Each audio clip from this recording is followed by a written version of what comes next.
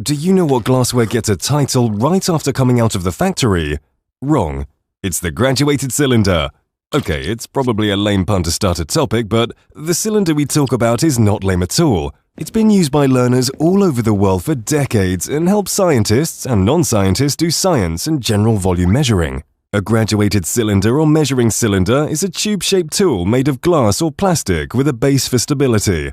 It has scales in milliliters or cubic centimeters to measure volume precisely. For liquid, simply pour the substance into the cylinder and properly read the measurement at the scale. The ingenious use of the cylinder is probably in measuring the volume of irregular-shaped solids that may otherwise be difficult to calculate using the standard formula, such as a T-Rex's metacarpal. Suppose we have a 100 milliliter measuring cylinder. Make sure that we put it on a flat surface for proper scale reading. First, fill the cylinder partially with water and record the volume. Then submerge the T-Rex's metacarpal in the water and observe how the water level rises. The difference between the new and original volumes is the object's volume. For example, if the water level rises from 25 milliliters to 47 milliliters when the T-Rex bone is added, the bone's volume is 22 milliliters. This measurement method is called the displacement method, where volume of an object is determined from the amount of liquid displaced by the object as it is immersed into that liquid.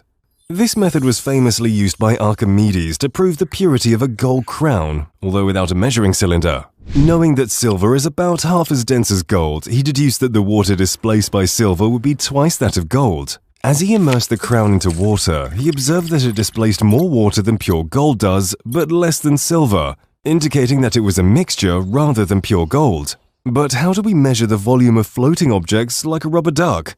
All you need is a metal lump. First, mark the volume of the metal alone in the water.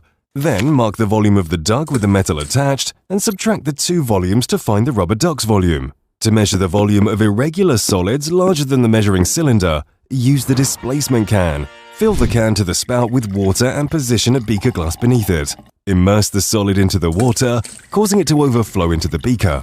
The volume of the overflowed water is equal to the volume of the solid. Now pour the water from the beaker into a measuring cylinder for accuracy.